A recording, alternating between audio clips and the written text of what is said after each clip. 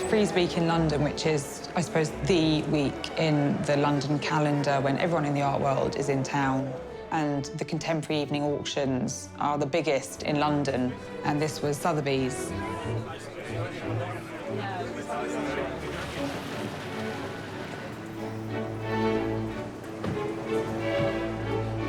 It was a huge sale, 60-odd lots, and this Banksy was positioned right at the end, the last lot of the evening.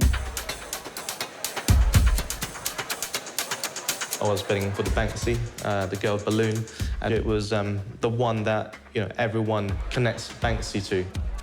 The year before, so I think in 2017, it was rated as the UK's most favourite art piece.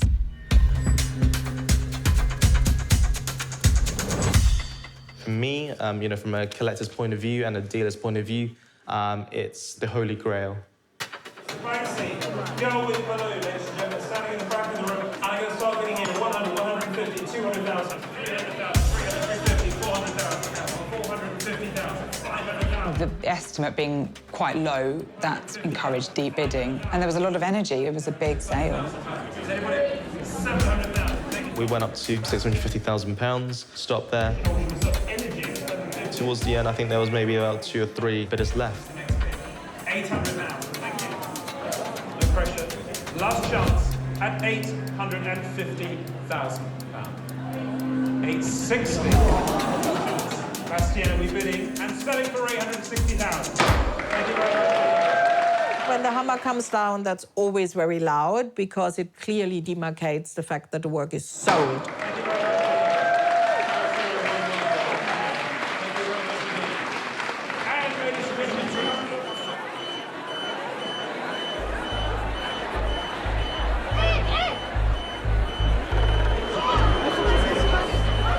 It all happened in sort of like a split second. The gavel came down, the alarm started beeping. Everyone's attention and everyone turning around and all the mobile phones going up.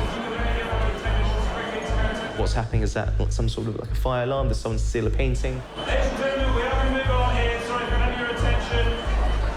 It stopped halfway, and 2 technicians were sort of ushered out to take it away, and usually they'd have white gloves on, and they didn't. So there was kind of an indication that this wasn't expected. Was this a prank by Banksy? Is this a real Banksy? Was this pure genius, or...? It wasn't that the painting fell out because the frame was broken. It was choreographed. Knowing that Banksy is a great provocateur, immediately the question was Banksy in the sale room himself? And it seems that he was. But again, unproven, so this is what keeps you guessing. Who is he? Where is he? Is he here? Is he, you know? He wasn't in the room, but I... How do you know? Well, I don't know, but I saw the person who activated the alarm. He had a briefcase with some mechanical machines in there. There was a man with some sort of, not disguise, but, you know, dark glasses and a hat or sort of... He was wearing sunglasses, yes, and he was wearing a hat, I think. It's like a comedy. It's like a pastiche. It's like a caricature. Was this a prank? Was this a stunt? Or is this art? It was a major art statement. Is it the price that makes art worthwhile, or is it because you look at it and think this is brilliant?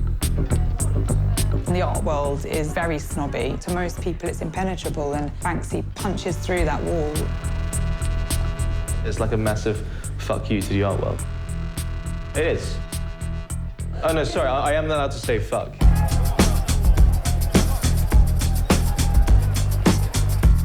His work supported the underdog who were fighting against neoliberalism and capitalism. He created a new way of selling, marketing, talking. He alerted a generation to the ills of society.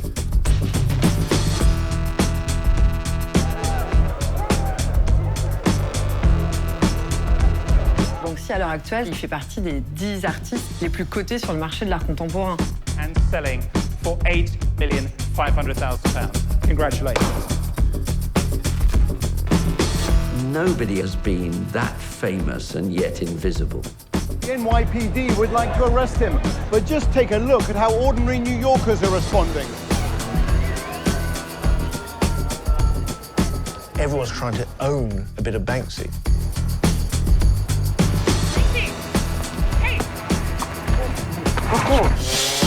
Sad day, people. The Banksy has been removed from the wall up at Players Park. Banksy! What do we want? Banksy! When do we want it? Now! It's just a massive old circus.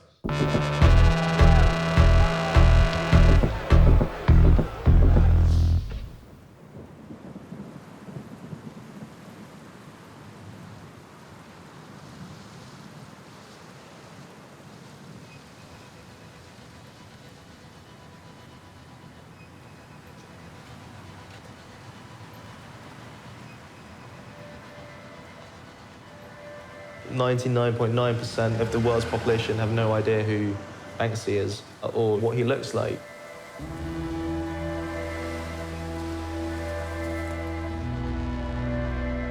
People think the anonymity was a smart marketing trick by Banksy, a move of pure genius. And it was, but it wasn't done deliberately. It was more self-preservation than self-promotion. How urgently he was wanted by the police, I don't know, but he was certainly painting on walls, and that's a crime. Originally, anonymity was completely essential for him.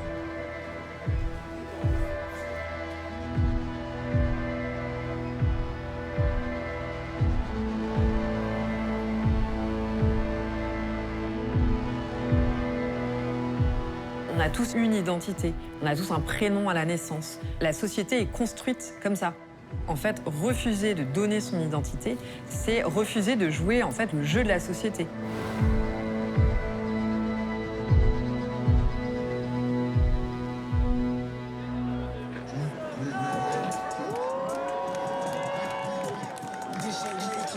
Banksy showed that if you don't want to be anonymous, you can. He is, probably in the Kardashian age, the only person that doesn't want to be famous.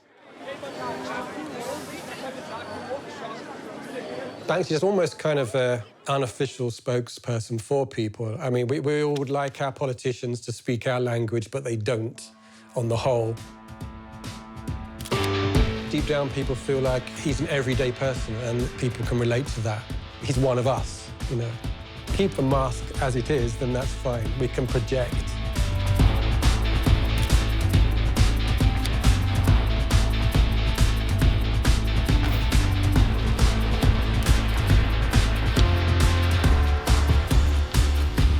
Aujourd'hui, Banksy, c'est le double de followers sur Instagram que le Louvre. Banksy, il parle pas au 1% comme les artistes de l'art contemporain. Il vient parler au 100%.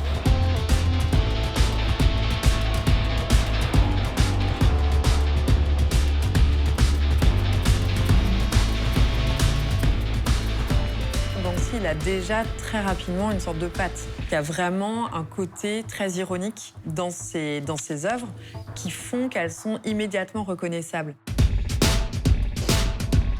Une sorte de sarcasme, d'humour un peu british.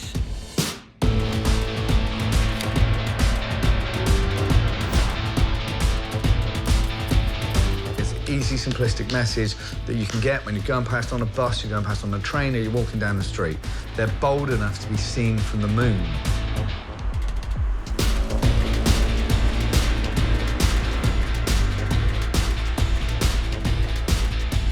Between the humour, politics, and the simplicity of the message, he managed to capture everybody. From small children to grandparents. It's like it sucked in everybody.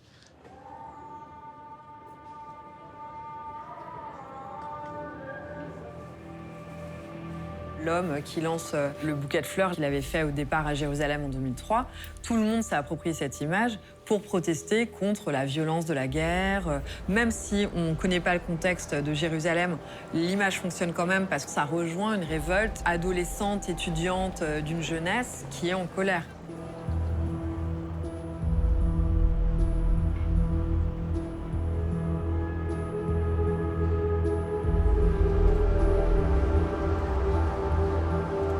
Banksy's the voice, shouting out, screaming against what was happening in society. There were more and more arrests, stop and search. There were more and more security cameras. You were being monitored. You were being monitored through your phones. You were being monitored on the street. It was him, a single voice, bringing all these other voices together.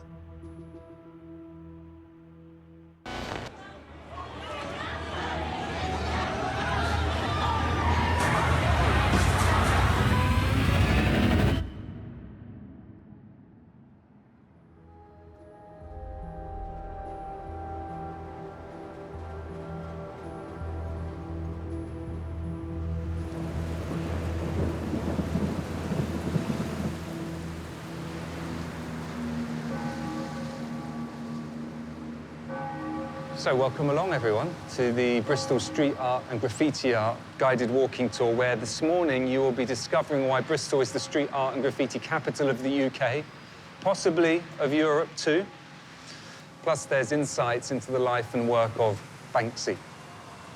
Not Banksy, it's Banksy, which is based upon his original artist name, which was Robin Banks, which is far too long. So he's shortened his name down to Banksy, and the artist we've all heard of was born from that very moment.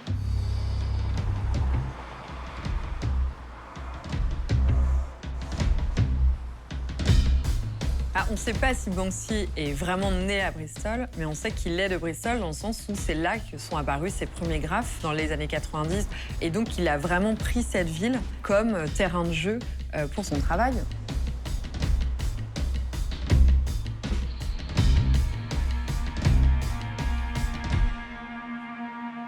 Le graffiti dans le milieu, c'est vraiment l'essence vandale des choses.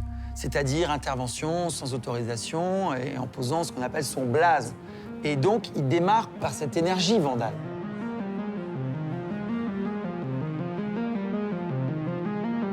Le graffiti n'est pas un médium de communication pour la population. Le graffiti, c'est fait pour parler entre soi. Il y a un moment de bascule où il va adopter la technique du pochoir, beaucoup plus mainstream, beaucoup plus populaire pour venir dire des choses au plus grand nombre.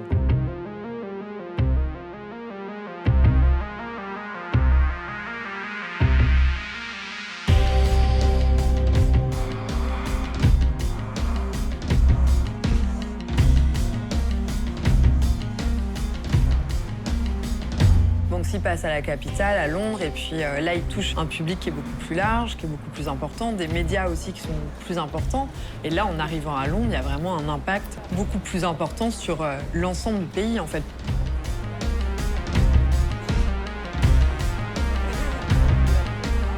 This young guy from Bristol spread his message throughout London. And it was those very early stencils in London that just hadn't been seen before. So it was like a new voice in a bigger city. It started really in 2002.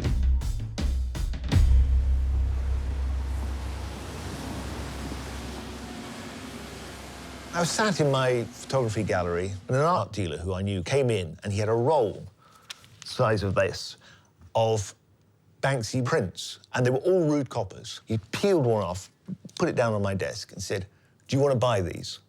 It was a picture of a copper holding his finger up like this, called rude copper, and I didn't get it. Within 2 weeks, I realized my mistake, and that suddenly these works were taking off, and kids were going in to these pop-up shows that Banksy were doing, buying these prints, going straight back to their digs, getting on their computer, getting onto eBay, and flipping them for profit, and create this crazy market that took off at such an exponential speed. It was quite shocking to watch. Il est insolent, en fait. Il parle à cette jeunesse parce qu'il en est, quoi. Il en fait partie.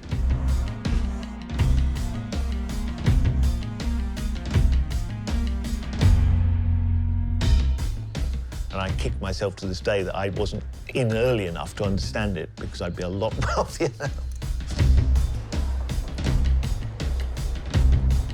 The trajectory of his career is aligned with that of the internet. Because for the first time ever, suddenly there was a tool that these artists couldn't get representation by the galleries and weren't being accepted by the museums. Suddenly their careers flew because they could get their work out. What museum or gallery in the world can bring you that kind of audience?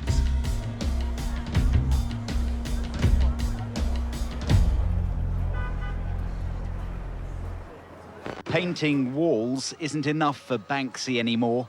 A graffitied elephant, the star of this American show. Très rapidement, il se dit que le mur ne lui suffit plus et qu'il faut absolument qu'il perce le marché de l'art. A step away from street art, this is Banksy's graffiti rendered into 3D. Banksy says this is a different kind of family day out. Welcome to Dismaland. Enjoy. Il invente carrément un Disney horrifique. C'est l'inverse de Disneyland. C'est un Disney qui ne repose que sur des images très très glauques de mourants, de migrants en train de se noyer. Un autre endroit, ça va être les médias qui vont prendre pour leur grade. Un autre endroit, c'est le rêve qui est brisé. Et Banksy va dire, mais vous vous rendez pas compte, en fait, derrière Mickey, derrière le château de la Belle au Bois dormant, il y a ça, quoi. Ça, c'est la réalité. Et ce qui fait qu'il sort du lot, c'est son propos cinglant.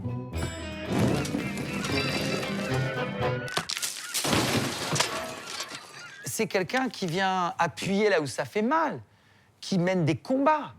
Et finalement, est-ce que c'est pas là l'essence d'un artiste ?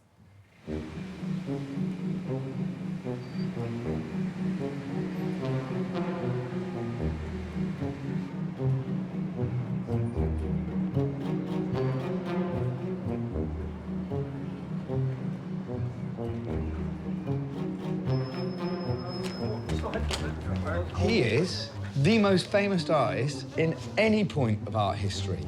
You might have Leonardo da Vinci and a couple of others might come close, but in terms of the most recognizable artist today worldwide is Banksy.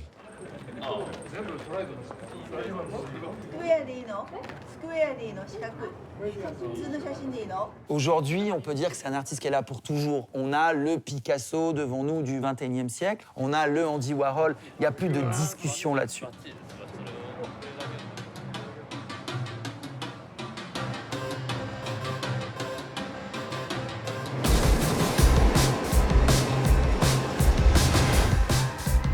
UK graffiti artist Banksy's moved here for a month and he's promised to surprise the city every day with a new piece of work.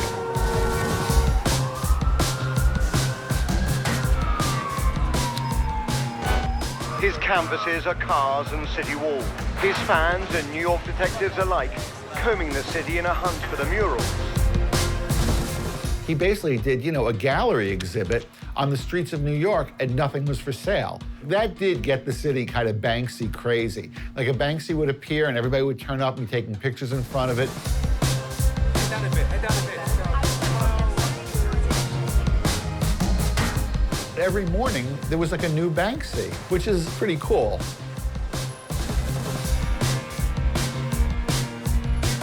Et en fait, il joue sur l'adrénaline, quoi. Il joue sur l'excitation du public qui va se dire chaque matin où est l'œuvre de Banksy. Je veux être le premier à la trouver, je veux être le premier à la relayer, je veux le voir en premier. So I'm hoping we can spot it here. Okay, here it is. Been looking all around for him. Just driving around earlier today, found this one, so awesome. On était à l'époque 2013 quelques-uns à le suivre, mais là où c'est devenu hallucinant, c'est que chaque jour on était plus nombreux à suivre sur les réseaux sociaux. Banksy has taken the Big Apple by storm. Je me rappelle qu'au bout de 8-10 jours, ça faisait les JT de toutes les chaînes du monde entier. Banksy está dejando su huella. De grandes fresques réalisées à la faveur de la nuit. On voit vraiment des mouvements de foule, on voit que les gens se passionnent complètement pour ce jeu de piste.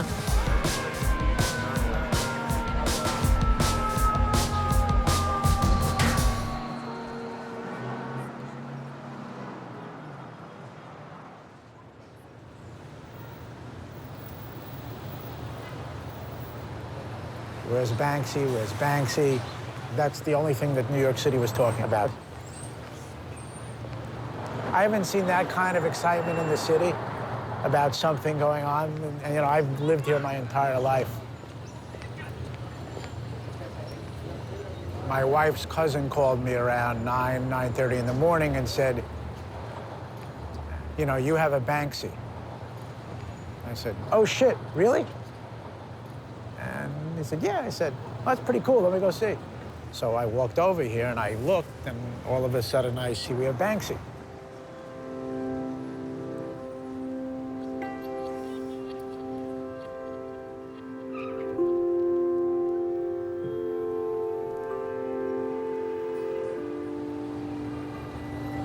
There's hundreds of people, and I see there's news teams starting to show up. So we took my building engineer, and we got a big piece of plexiglass, and we came over here. And then people started yelling and screaming, what are you doing? You're defacing, you know, you're defacing the Banksy. And I'm like, no, no, no. I'm the general manager of Zabars. Zabars owns this building. We want to protect it. And then we got a standing ovation. It was like everything changed in a second. I think it's a miracle because he never got caught. And he's been doing it his whole career. He's under the radar. He's like Superman. You just can't catch him. You running up to somebody's property or public property and defacing it is not my definition of art. Graffiti does ruin people's property and is a sign of decay and loss of control. So the mayor may be contemptuous. The NYPD would like to arrest him. Je me rappelle le maire qui lance comme ça une conférence de presse et d'un coup il est pourchassé par la police parce que c'est finalement une insulte aussi à l'ordre établi qu'il est en train de faire, se permettant chaque jour d'investir des nouveaux murs, des murs publics, des murs privés.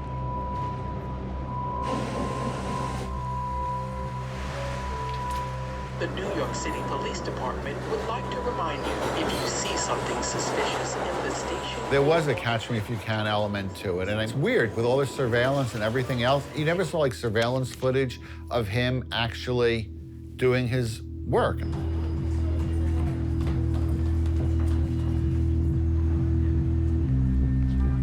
Le public recherche Banksy, les autorités recherchent Banksy, la presse recherche Banksy. Il avait tous les paparazzis aux fesses. Enfin, c'était pire que la famille royale britannique, quoi.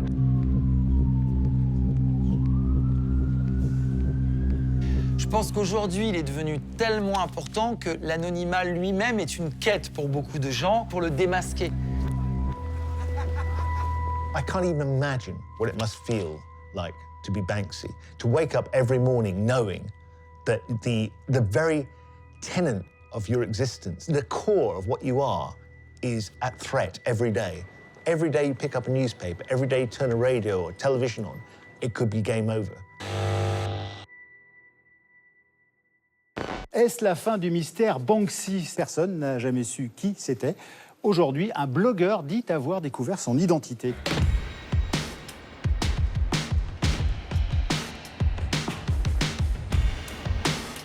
As a journalism student, I had to come up with ideas and articles that would attract attention online.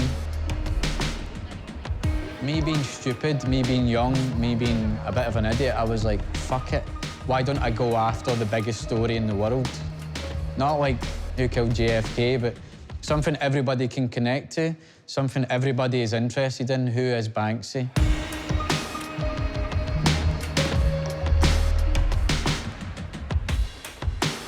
If anyone is going to find out who Banksy is, why can't it be some guy in his pants on a Sunday in his house, a student, typing up like a hacker? I felt like I was a hacker.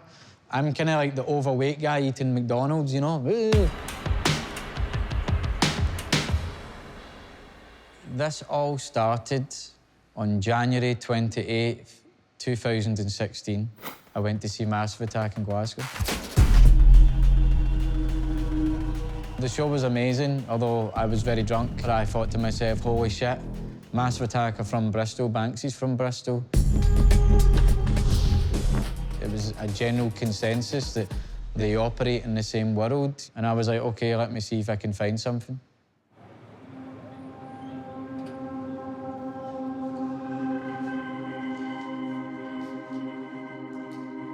One of the first places I looked at was Los Angeles, 2006, because that was something that really stood out to me when Banksy went into Disneyland and he left a kind of human crash doll dressed up as a Guantanamo Bay detainee.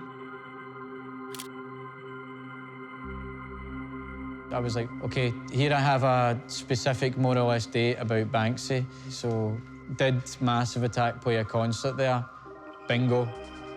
Massive Attack played 2 concerts, one in Anaheim and one in California and Los Angeles.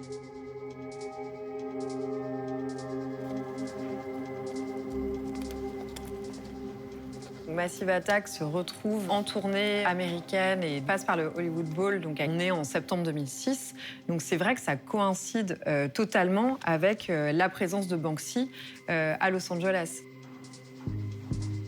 That for me was a good starting point. And then in 2010, Massive Attack went on concert.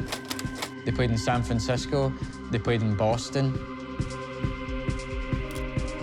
Looked at newspaper reports from these cities, I realised that Banksy had been there almost like one day before or one day after. Okay, man, this is definitely a connection being made here. It makes sense. Massive Attack comes as a one-night gig in New York, and like for the next 30 days, the city is plastered with these crazy Banksy pieces. These kind of like snippets of information and connection just kept on being fed into me.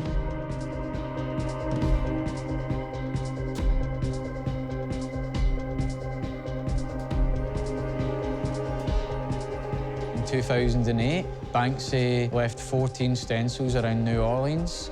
But in New Orleans, Massive Attack hadn't played a show. If Massive Attack weren't playing a concert, why was Banksy there? Bang.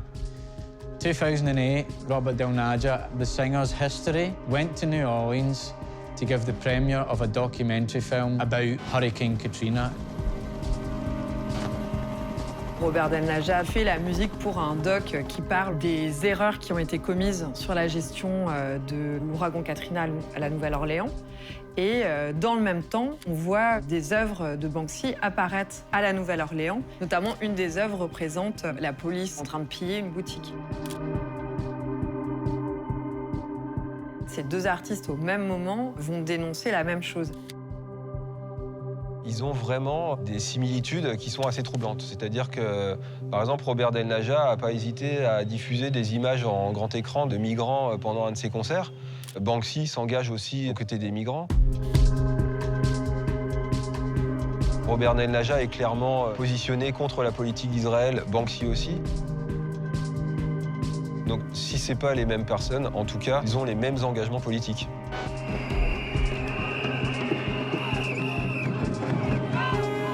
There was an anti-Iraq war when Tony Blair was in power here. It was one of the biggest political rallies in history in the UK. And Banksy did a whole set of placards for that called Wrong War.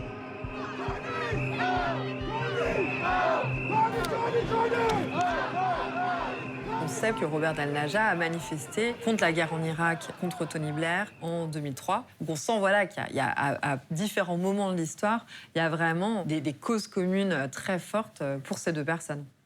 I also never realised how Robert Del Naja was part of a graffiti movement. He kind of kick-started the movement, not only in Bristol, but even in the UK. He was one of the real original graffiti artists under his old moniker, Delge of 3D. Banksy said 3D was a big influence on me. Robert Del Naja said, oh, Banksy was a big influence on me. People always assumed that they were friends, but no one suggested they're just talking about themselves. He's just talking about himself to throw people off the chase. The turning point, or the point where I said to myself, I've got him, as if I had like a net. I'm running behind Banksy and I'm like, I caught him, was in Naples. But in August 2004, Banksy left a stencil called Madonna con la pistola. Robert Del Naja, funny name, Italian name. His dad is from Naples, and he is a crazy Napoli football fan. And the first time that he attended the stadium was almost the exact same time when Banksy left the stencil there. And that's when I said to myself, you fucking done it, son. You know, I was like, it's him. It is him. Robert Del Naja is Banksy. The world may have finally discovered the secret identity of the renowned guerrilla street artist known as Banksy. A British student named Craig Williams proposed the theory in a blog post back in January that Robert Del Naja of the electronic hip-hop trio Massive Attack is behind the international works of art. Before I even finished my journalism course, I'd already done the biggest thing that I will ever do in my life as a journalist. So it's pretty fucked up, but cool by another.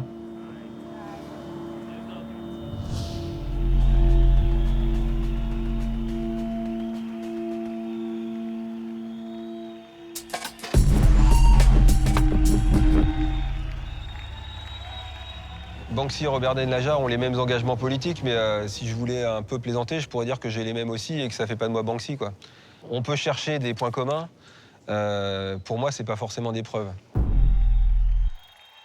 I don't think that makes, Robert and Banksy the same guy. I mean, I would love for somebody to go deeper and say, when was a Banksy done in a certain city? A Massive Attack was completely somewhere else. Il y a totalement des incohérences dans la concordance des dates. Le 20 octobre 2014, il y a un pochoir de Banksy qui apparaît qu'il est la jeune fille à la perle à Bristol. Et en fait, la veille, Massive Attack était en concert à San Francisco. Donc, il n'aurait pas pu en fait faire le concert la veille à San Francisco et ensuite aller mettre un pochoir dans les rues de Bristol.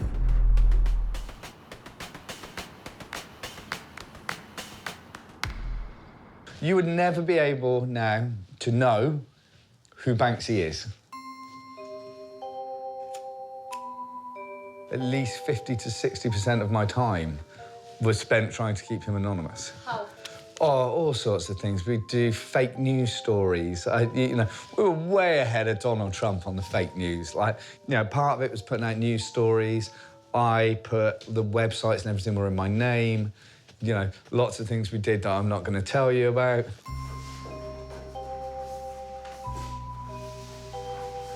My years with Banksy were the best years of my life. We lived like kings, but without any rules. I picked out some of my favourites over the years. So this is my favourite portrait that I've done. I think we went from there to the city farm and did something really weird. So this was great. This was in West London. And this is a good example of him working middle of the day. That's not a quick stencil. That's not a 5 minutes and done. That's probably an hour of him on the street doing a piece with no one saying shit.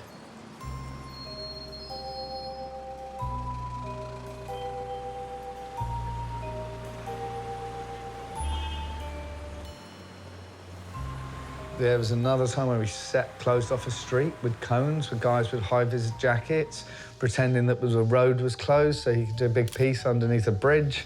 All sorts of various techniques. I've never, ever known him do anything at night. It's like an invisibility cloak. You put on a boiler suit and a high-vis jacket, and you look like you're supposed to be where you are. Most people just walk past.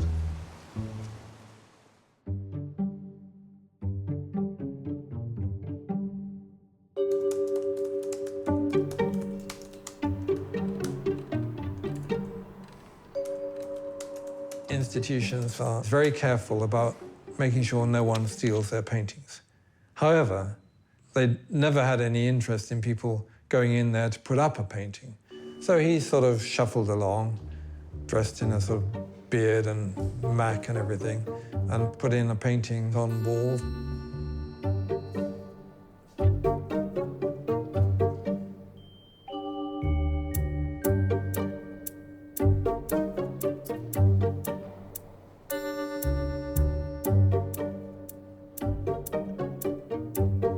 And of course, it was Banksy who put it up, but already there was a bit of a team with him. I went with him, so we did a dry run the day before. Then we went back the next day to do it for real. So I had a little camcorder, so I was filming us as we went up the steps. I go to get into the tape, the security guard stops me, says, "You're not allowed to film." I'm like, shit. It's like, if we don't film it, then it's all for nothing. I'll end up flicking the lens cap off the camcorder and filming it all with the camera down by my hip, just hoping that there was some footage, which there was in the end.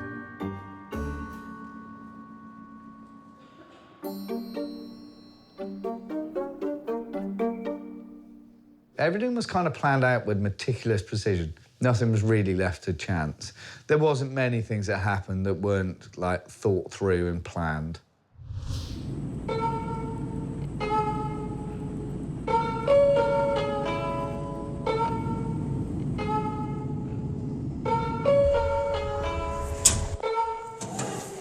I mean, it's almost part of his kind of modus operandi to choose remote areas. They seem random, but obviously they are. They're quite premeditated.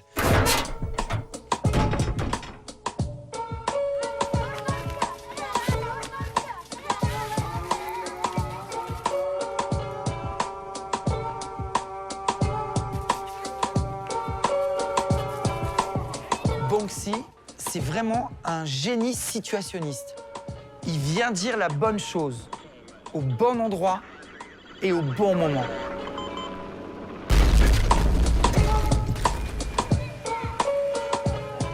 Ce petit chat dans un décor de ruines, après une séquence de bombardement il y a plusieurs années à Gaza, et tout le monde s'interroge, hein, qu'est-ce que fout ce petit chaton? Et là, il nous dit, le sujet le plus regardé dans le monde entier sur les réseaux sociaux, ce sont des chats, des petits chatons. Si je veux que vous vous intéressiez à ce qui se passe là-bas, je suis venu faire un chat pour que vous puissiez mettre votre nez et regarder ce qui se passe là-bas.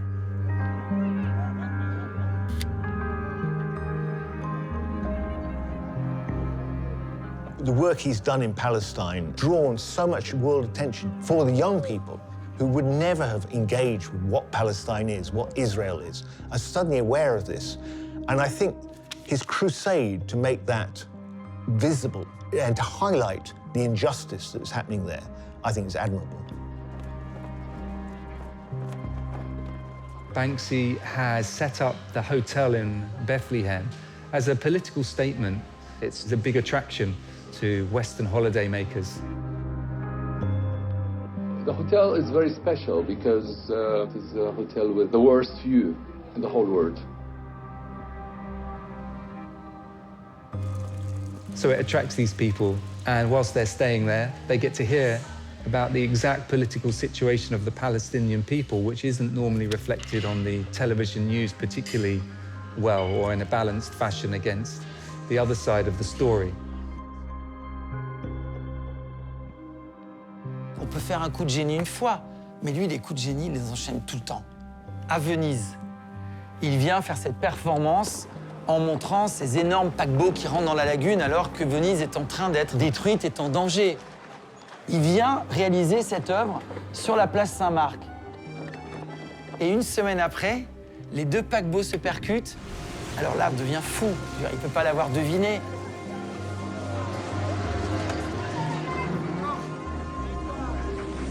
C'est quand même délirant.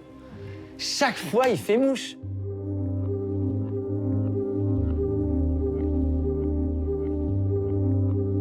We had this idea of raising money for a project to provide fresh water for one village in Chiapas. The Zapatistas are an armed social movement who rose up against the Mexican state and against 500 years of oppression. And I think Banksy felt an affinity for the Zapatista cause, as we all did.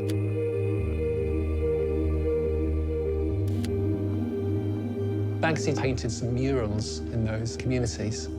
Did his research before he went out there, so he looked at artistic tradition that there is out there.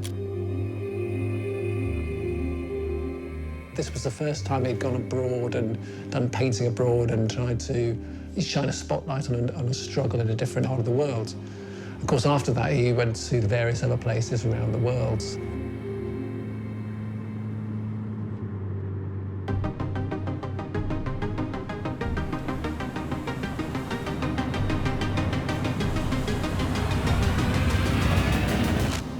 Season's greetings was the only comment from Banksy as he posted this video online, confirming he was behind this gift to the people of Port Talbot. At first glance, the boy is playing in the snow, but the work expands to reveal a burning skip and the ash it emits. It's the kind of political messaging that's often in his work and references the impact of Port Talbot's industrial skyline. Banksy fait une œuvre qui dénonce le dérèglement climatique et donc qui dénonce la pollution des industries qui se trouvent donc à Port Talbot, qui est une région assez polluée. Et en fait, tout le monde s'est dit mais qu'est-ce que c'est que cet endroit? C'est quoi Port Talbot? Les gens ont commencé à regarder sur une carte, ont commencé à se documenter. Et c'est là où Banksy joue de sa notoriété et en fait finalement une arme qui est très puissante.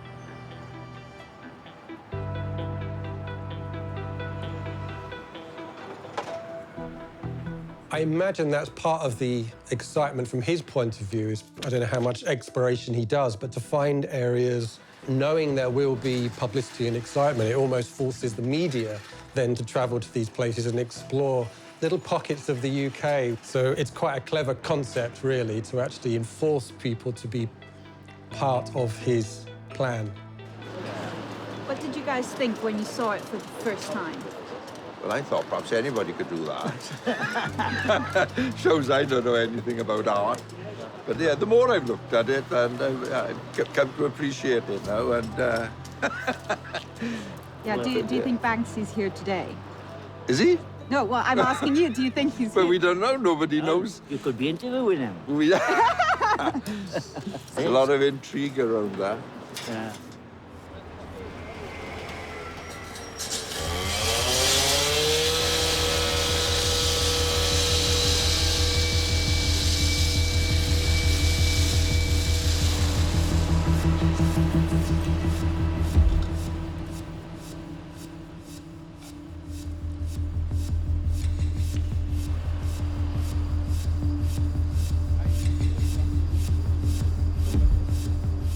So, you know, Banksy puts them up on walls in places that you think they're safe. Yeah. And I come along and take them away. And that's what gives you great pleasure, And it gives me, I mean, as I say, I own about 20 originals. And the trouble is that, and a lot of his artwork has got tagged or damaged by other artists. So now it's a case of moving it into town, and then it'll be permanently on display where people can just see it all the time. Bullshit. You know, it's, if someone walks into a warehouse and finds a Banksy sprayed on a gas canister, fair enough. Yeah, but if you're going around and like ripping it off a public wall and taking it out the side of somewhere, you're just making the city a poorer place. It's just a very 21st century, self-centered, narcissistic thing to do. And they should be punished. Corporally, death.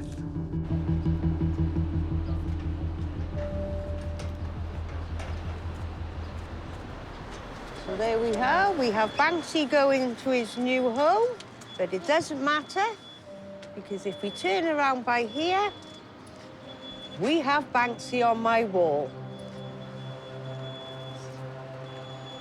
They're now moving it and putting it inside a building. That's not street art, it's building art. Not the same, it's got no meaning downtown. It was done here to cover the steelworks, it's got a meaning. It should be left out on the street for everybody to enjoy. That's what he's done it for. Banksy doesn't do it to sell them.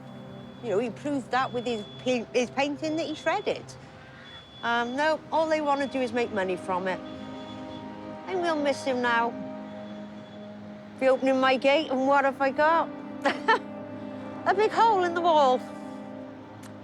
Yes, that's not good. That's not good. Banksy is so careful about where pieces should be placed, and he doesn't particularly mind if they stay there only for a time, but they shouldn't be taken out of that place for gosh knows how much money.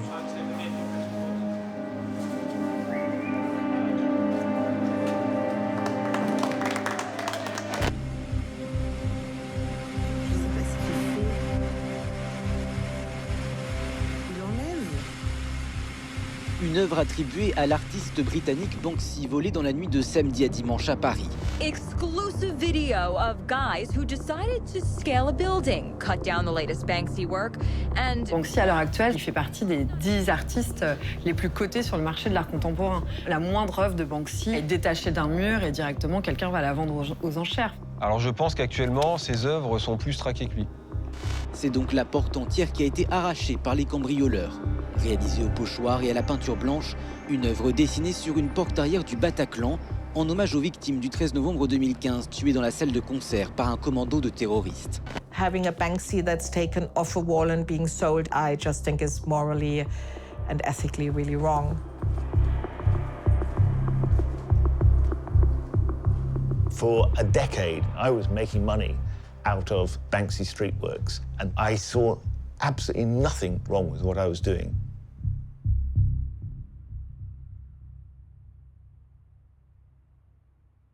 I recall sitting in my delicatessen down in Kent, and I got a call from a colleague saying, "Have you seen the new Banksy?"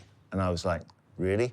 Another Banksy?" And by this point, I was sort of not famous for it, but I was notorious for the guy who goes and takes Banksies away and upsets everyone. I said, "Send me a picture." And he sent me a picture of this really ugly mural on the wall. But I saw its potential to make considerable money. Art buff is an elderly lady. She's got one of those headsets on that you go to a gallery and somebody's telling you what the artwork means. And in the front there is a plinth, and the plinth is empty. My intention was to make as much money as I possibly could. I had good contacts at Miami Art Fair. I'd been there a number of times. I had the credentials necessary. And I agreed that we would try and attempt to remove the piece with a team of guys who can pretty much move anything on the planet.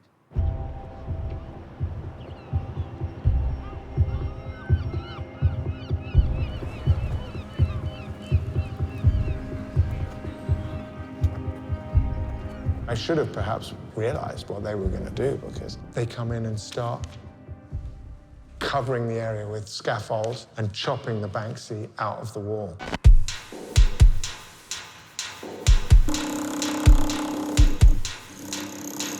We started about 8 o'clock in the morning. As the noise echoed across Folkestone, suddenly more and more people started appearing, and it was clear that they were carrying protest placards. They were venomously against what was going on. It felt like we were being robbed of Folkestone's Banksy. You know, we believed it belonged to our town. You know, we wanted to benefit from it and to see it every day. We could be quite smug. We've got a Banksy. Have you got a Banksy? It was a bit like that. I mean, these were relatively middle-class, working-class, small-town folk who suddenly turned into these sort of harridans and monsters screaming abuse at us and my construction guys. I mean, it wasn't just verbal abuse, it was physical abuse. It was just, no, why are you taking it? How can it be taken away? And I think the fact that everyone felt it was being taken away for money was even more frustrating.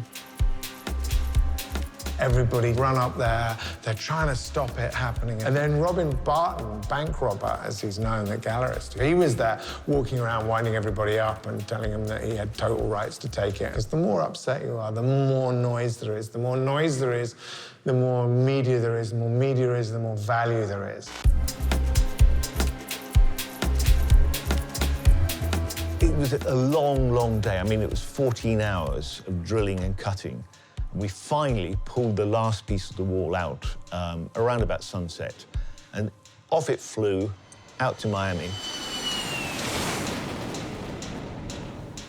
By putting it in Miami, the contrast would be so great from where it originally came from. A broken down third world town of Folkestone, and then you've got the glitz and glamour of Miami, and having all the Americans staring at it was quite appealing to me.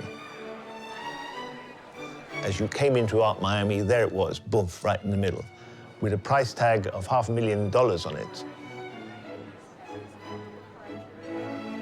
There's, of course, a certain irony about selling an artwork for a huge amount of money to a collector, about the vacuousness of the collecting of artwork and how value is put on art and so on. But no, it was painted to go on that wall. It was painted to be in an urban setting, and we'd actively got involved in trying to bring it back.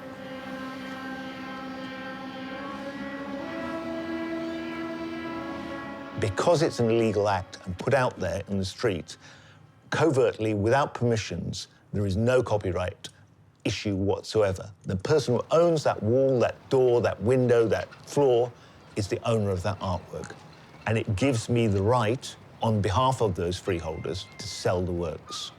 So it's legal? It's completely legal as long as, and this is the critical mass, as long as the freeholder can prove without question that they are the freeholder. But that doesn't tell you who emotionally owns it. It's emotionally owned by the people of the town going, this is Folkestone's Banksy. I'm from Folkestone. It's my Banksy.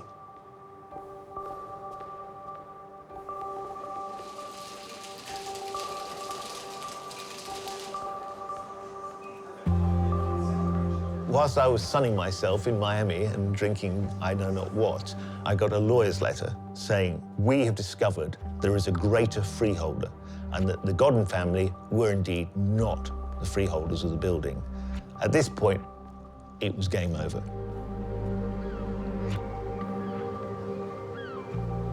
I was forced to dip my hands in my pocket and pay for it to be returned to Folkestone. It's good that we've got one. It's good that we've kept it. No one can touch it now. It's our Banksy, owned by Folkestone. Hands off.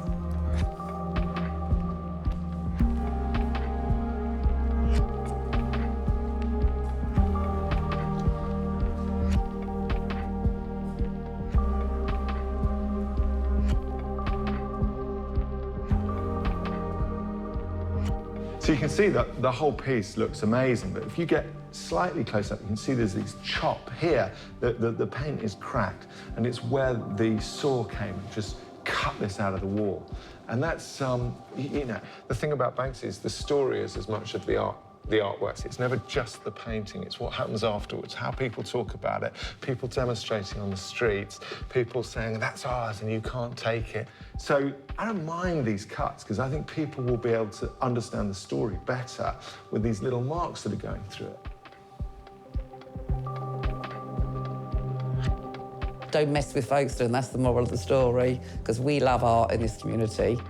I don't feel guilty about anything I did in Folkestone. And whereas Banksy had clearly set his stall up as being the Robin Hood of the art world, I suddenly realised there I was, the Sheriff of Nottingham. I was the bad guy, he was the good guy. Now, I watch movies. Who do I want to be? The bad guy. Banksy, I suppose, is up here, just looking down at this little thing he made. It's just a massive old circus.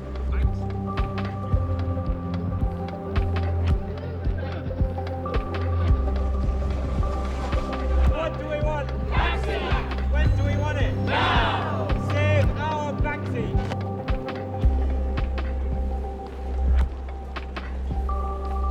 Society has embraced him to such a point where he has become part of the establishment.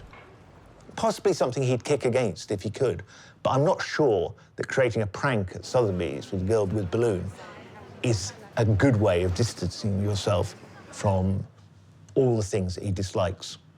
A stunt like no other. The iconic image known as Girl with a Balloon self-destructs. A Banksy painting sells at auction for $1.4 million. I'm frustrated that it didn't shred completely because I think a wholly shredded picture with just bits and pieces lying on the floor is not worth much money. I mean, if the buyer had got these bits and pieces, what's she supposed to do? Stick them together? It wasn't a destructive process. It was a change. And of course, in the end, he gave the painting a new name and a new date, and now it's a different work. So you criticize the market, but you give it what it wants at the same time. So yes, I think I found that was a bit lame, really. Depuis Sotheby's, il y a un retournement de la perception du grand public à son égard. Parce que, oui, il est génial, oui, il vient dire des choses, mais sa satire du marché qui le propulse chaque fois dans une cote et dans une spéculation, elle commence à interroger. Le doute s'immisce sur sa sincérité. After the event, we had probably around 50 to 60 inquiries on Banksy Girl with balloon print. So yes, the demand went sky high, especially with Girl with Balloon. Does he make money from that? Indirectly, I'm sure he does. How? I can't say. You can't. No, because I'm very good friends with my collectors and they can't see me saying that. Okay. Sorry. He's become a capitalist, like his good friend Robin Barton.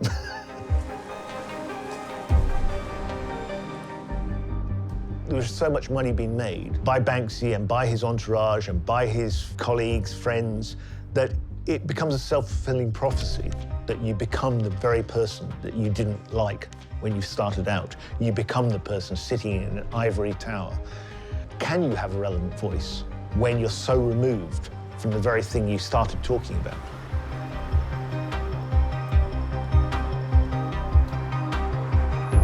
He still has an agent, he has a manager. Yeah, there's definitely a lot of people working really hard to protect him. Banksy is not the guy who with a spray can anymore. He's a lot bigger than that.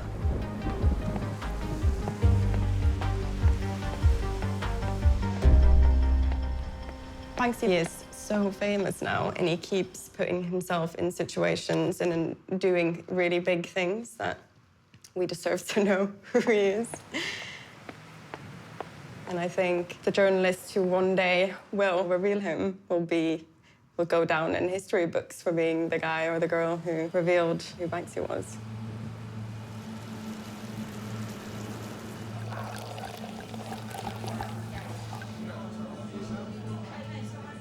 My source decided that he wanted to stay anonymous.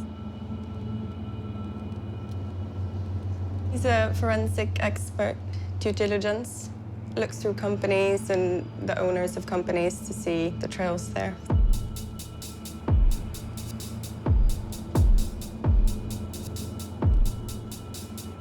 I'd like to remain anonymous because I just don't want any kind of exposure. It's just an itch I needed to scratch, and I was just intrigued by the whole thing. I don't need any kind of hate mail for exposing Banksy, because there would probably be a bunch of people who were very angry if it turned out I was right.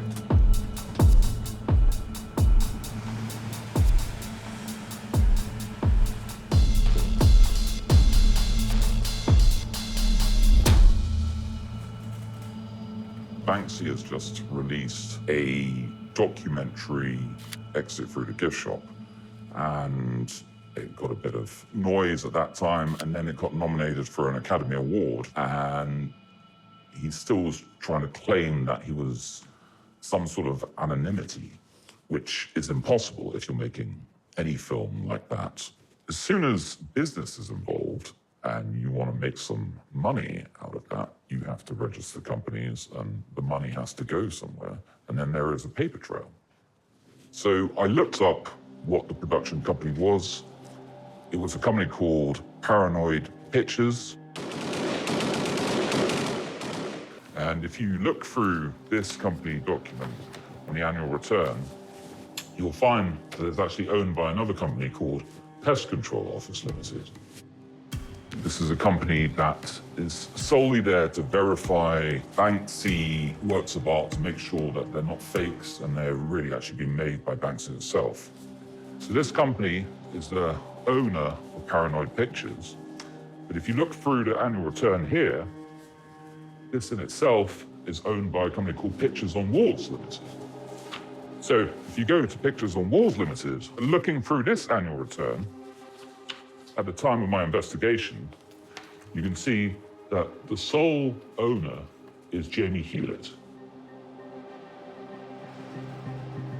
Jamie Hewlett, the founder of Gorillaz. It makes sense. Gorillaz, Banksy, he's in their music video. He is, yeah, I just thought, this is him.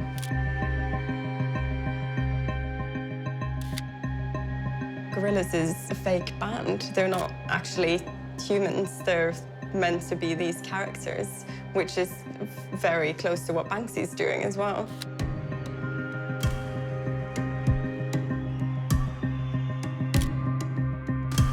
The other guy in Gorillaz, Damien Albarn, has another band called Blur, and Banksy made the front cover for their album. This Blur album cover was designed by Banksy himself. If you look at this still here from one of the Gorillaz music videos, that is a Banksy in the actual music video itself.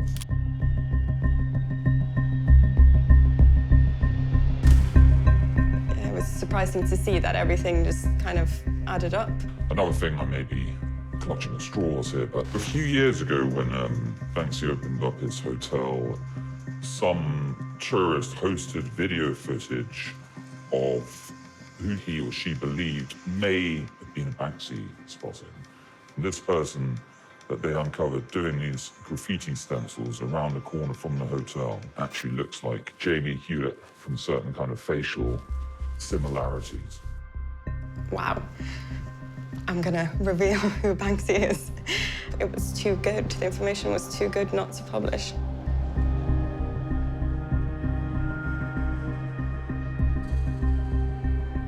Since I made a bit of a noise the very next annual return in 2017, if you look here, Jamie Hewlett has transferred all his shares to someone called Marcus Samuel Chambers. So if I was suspicious, which of course I am, there has been a reaction to my action.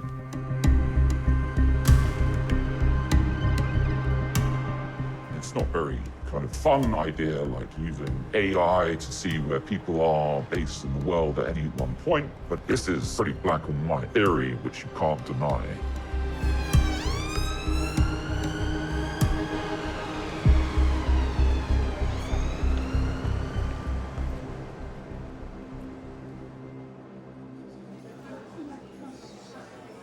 Joanna Brooks emailed me, she's Banksy's publicist, saying Jamie Hewlett is not Banksy. But she made a mistake, and she spelled Hewlett with an I, not an E, which is wrong. So I thought, is this a sneaky way of not lying? So if we do reveal him now, and we said, but you lied, she will say no, because I didn't spell it the right way. If it's not Jamie Hewlett, I don't think I believe the other theories more.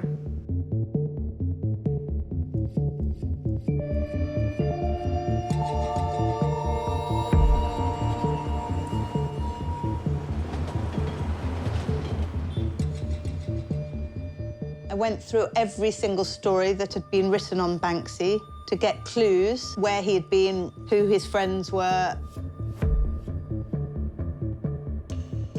There was one picture that supposedly was Banksy in Jamaica, and it had been published in the Evening Standard, and then it sort of mysteriously disappeared, and nobody knew who owned the copyright anymore. It was part of the mystery around Banksy.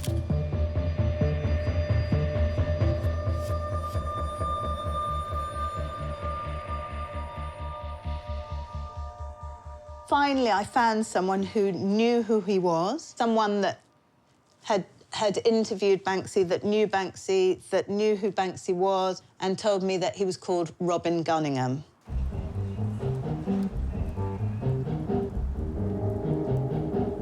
First of all, I found out everything about Robin Gunningham I could. His birth certificate, his parents' names. I did his full family tree with his sisters and cousins and relatives. And then I looked on the electoral roll, and all the places he'd lived seemed to be places where Banksy had lived.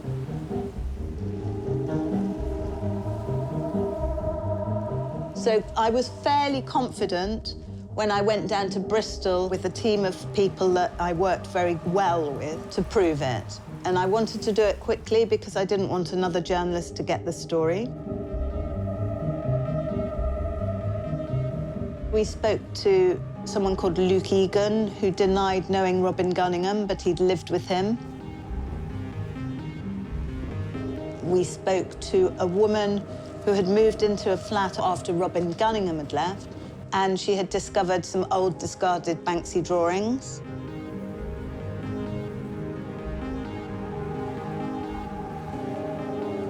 I think the final piece in the jigsaw was the fact that one of the neighbours of where Robin grew up identified that initial photograph from Jamaica as Robin Gunningham.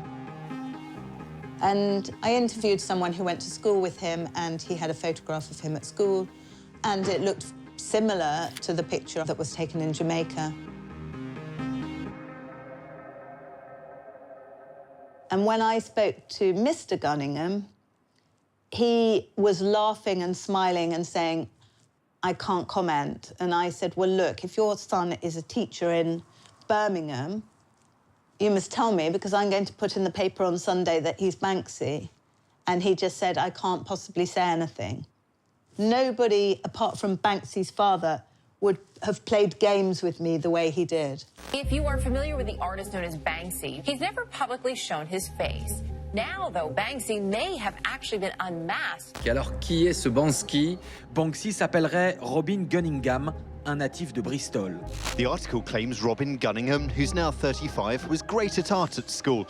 Banksy had a background that was posh and privileged, if this article is to be believed. He went to school here, the Bristol Cathedral School. It's hardly the background of someone who's made his name from being hip and street.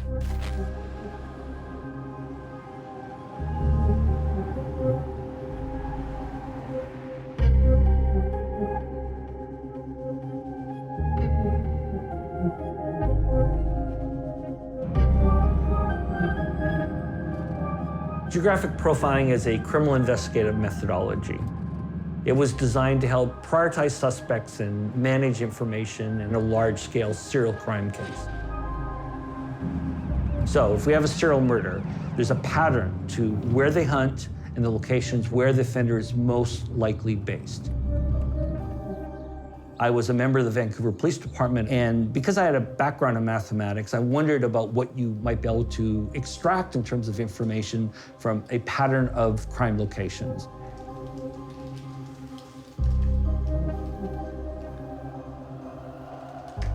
What I'm showing right now is the top 5% of the area for the art that Banksy did while he was in New York City. I was able to find information on 31 of his graffiti artworks. So I put it into the Rigel system, which I have open here. And you can see here Manhattan. And the dark orange shows the most probable area for Banksy's base. This could be where he was staying in a hotel, or if he was crashing at a friend's apartment or condo between Union Square Park, Washington Square Park, and it's roughly northern Greenwich Village. Well, it doesn't tell us anything about Gunningham or about other suspects, but it would be if he was still in New York, where you would probably want to focus your search efforts for him. Now, if no one tried to find out who Banksy was, well, it would all be rather boring, wouldn't it? This map here shows you through the red dots locations associated with Banksy's artwork, blue dots, locations associated with Robin Gunningham, such as where did he live, where did he go to school, where did he work, anything that you could associate with them. If we had multiple Banksy suspects, we could see which ones came out best, but we don't. So the idea is you look at this and you see, well, that compared quite well.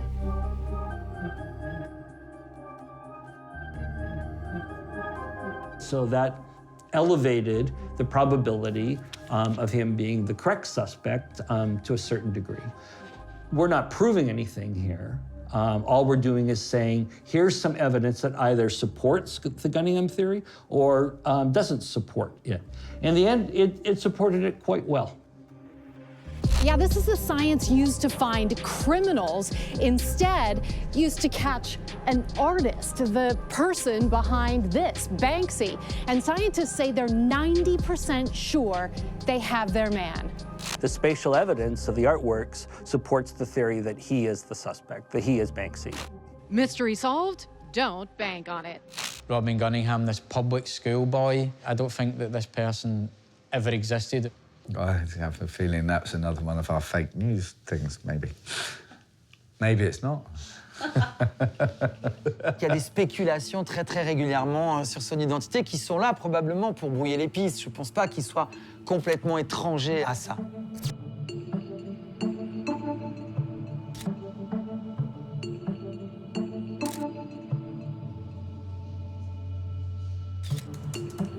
Everyone likes to have another theory about Banksy. There's nothing saying we can guarantee this is a man. The weird thing is, like, the Banksy pieces, anybody could do it. If Banksy gave me the stencil and I bought some spray paint, I could go out and do it. Banksy might have operatives all over the world. Maybe he's got, like, sleeper cells in every city. Il se cache sûrement quelque part là-dedans. Peut-être qu'il n'y a même pas un Banksy. Peut-être qu'en fait, le mastermind, c'est, je sais pas, 10, 15 personnes, 20 personnes. Yeah, there's a lot of stuff going on behind the scenes regarding Banksy. Who is he? Actually, I don't really care. Not that bothered. So I'm not giving the game away. It would be like telling a small child that Santa Claus didn't exist. And plus, I think the general public made him. Like, they made this folk hero, yeah? And the last thing they want is for someone to blow that myth.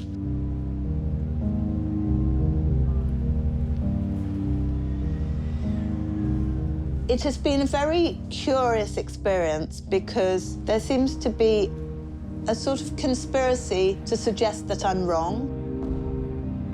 People are like, you're a fucking idiot. You've ruined Banksy for me because now I know what he looks like. My retort to them is like, do you know fucking Picasso? Yes. Do you like Picasso? Yes. Do you know what fucking Picasso looks like? Yes. What fucking difference does it make? I think the fact people are upset about it is because there's like a strong political message. They don't want to see the face that tells them it.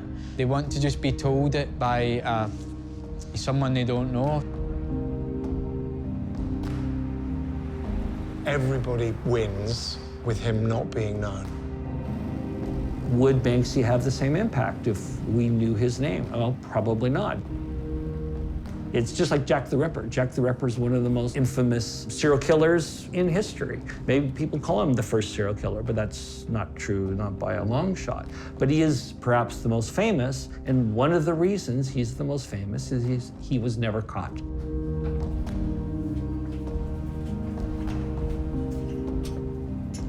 I suppose at those kind of low times, people reach for the fictional world and the fantasy, and they like to feel that there's some kind of rescue just around the corner, there's hope somehow.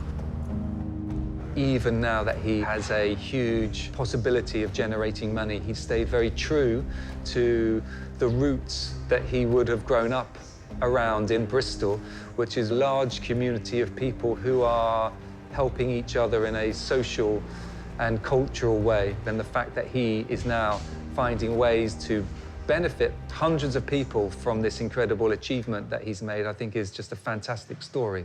The renowned and elusive artist Banksy is weighing in to help a cash-strapped boys' club in Bristol. This youth club was another way where he said, right, I'm going to help them. It was Sunday, April the 13th. It was around 1 o'clock in the afternoon, and I'd parked just outside the boys' club gates, and I noticed immediately in the doorway this rather amazing stencil.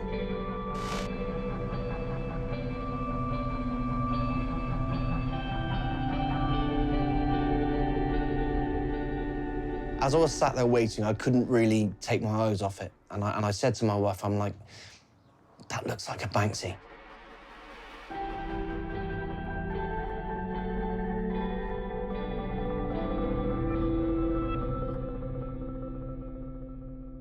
My son came past. He rang me, he said, Dad, you're not going to believe this. I think we've got a Banksy outside the club. I said, oh, don't be so stupid. Don't be so foolish. I wasn't 100% sure. I said, if it's what I think it is, then you need to get that protected, you know? And when I came in, got there, I thought, well, it looks good. It might be a Banksy, but I mean, I don't know much about Banksies. All I could see was this young couple. They both had their mobile phones. They were both, in effect, supposed to be looking into each other's loving eyes, and in fact, they weren't. They were looking at each other's phones.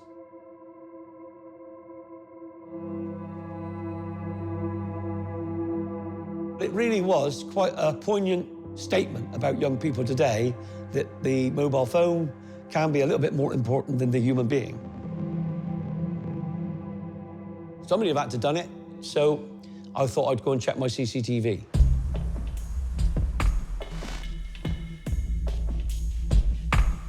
A white van pull up and park just by what would be the place where the mobile lovers was put. Two men got out of the van. I couldn't see their faces. They had high-vis jackets on and they had helmets on. They just looked like any work team. A gentleman took a picture, drove off, and then at 12 o'clock on the 15th is when it became known to the public and the world, basically, that there was a new Banksy for people to see.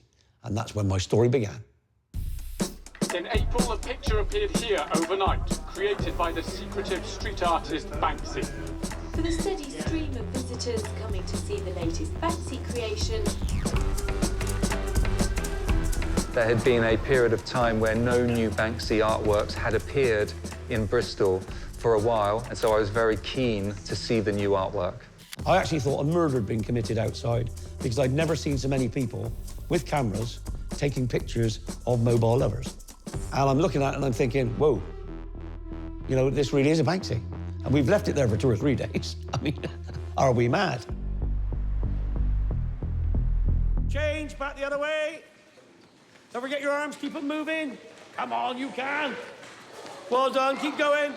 As soon as he realised it was a Banksy, he knew that he was sat on something that could save the club. So you're going to take it out nice and slowly. The problem with the clubs were that government at the time and local council were cutting funding to youth projects. Boxing really is a fantastic sport.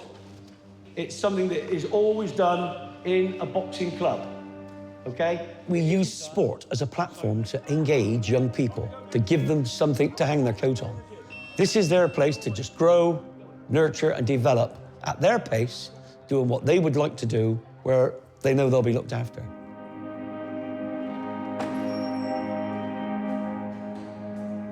So I thought, do you know what? I need to take the mobile lovers off the wall, and we're going to sell it so that we can save the club.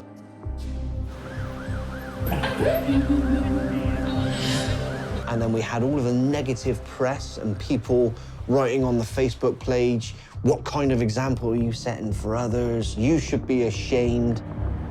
People have taken to Twitter as soon as they heard this news today. Some people are calling Dennis Stinchcombe a vulture. I guess that street art, they do it in the streets so that people have more access to it. So it's like a bit of a shame.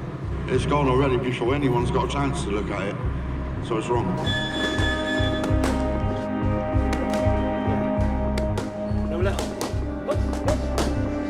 I started getting death threats. What gave me that right? And it went on and on and on. And this is against a man that's all he's ever done for 30 years is give to the people of Bristol. And you've got people saying, oh, he should be killed. And that was the hard thing for me. And finally, the most important thing that happened with all the months of arguments and discussions and dialogues and everything else was the day that this letter came through the door. I got a phone call from Dad and he's like, Sean, you're never going to believe it. I've only got a letter from Banksy. It was like, wow, this is it, or it's not it. It could be ours, it might not. And it's almost like I wanted to read it, but I didn't want to read it. But there it is now in front of me, and it's like, oh my God. Private and confidential. Dear Dennis, I hope this finds you well. As you know, I recently painted on a doorway near the club. This was meant to be a small visual gift for the area, but apparently a financial one would have been much more useful. I don't normally admit to committing criminal damage, but seeing as it looks like charges won't be brought anytime soon, you have my blessing to do what you feel is right with this piece.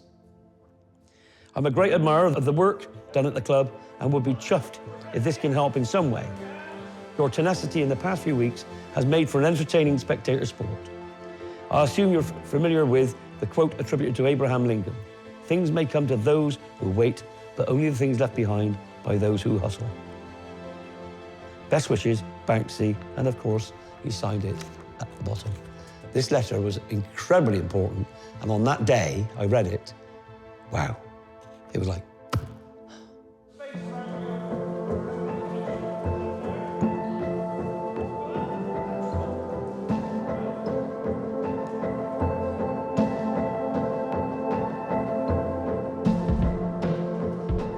was so happy for him because no one deserves to be ridiculed on social media because of a picture, because he's seen an opportunity to save a club that he loves with every part of his body. He will never be away from that place. That's where his soul's gonna be, that's where his heart is now, and that's where his heart and soul's gonna die.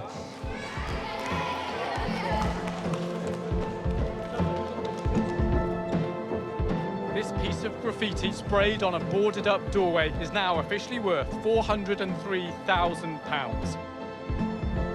The money itself won't just benefit one club here in Bristol, it will benefit up to 6, 7 or 8 of them. It will go far and wide and it will touch an awful lot of people. It is a very good news story in this city. This was the most direct way that he had used the value of his art for a social purpose. I think we'd lose some of the magic if somebody reveals who he is.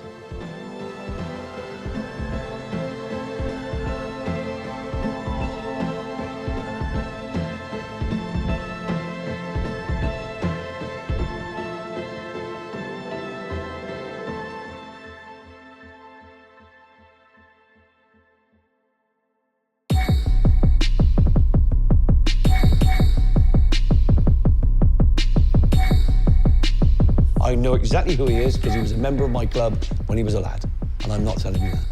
Why? I can't.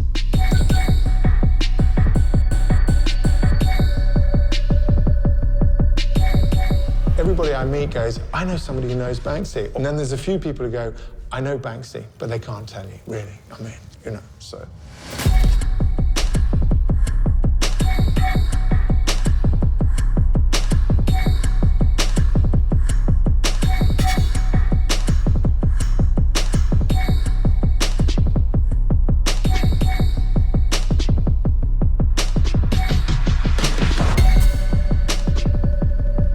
Donald Trump would love it, right? He's always talking about leakers. Banksy has no leakers. How does he do that? The White House is loaded with leakers.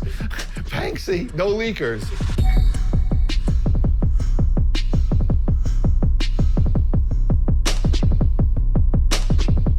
Even if he wanted to come out and become Banksy, no one's going to believe it.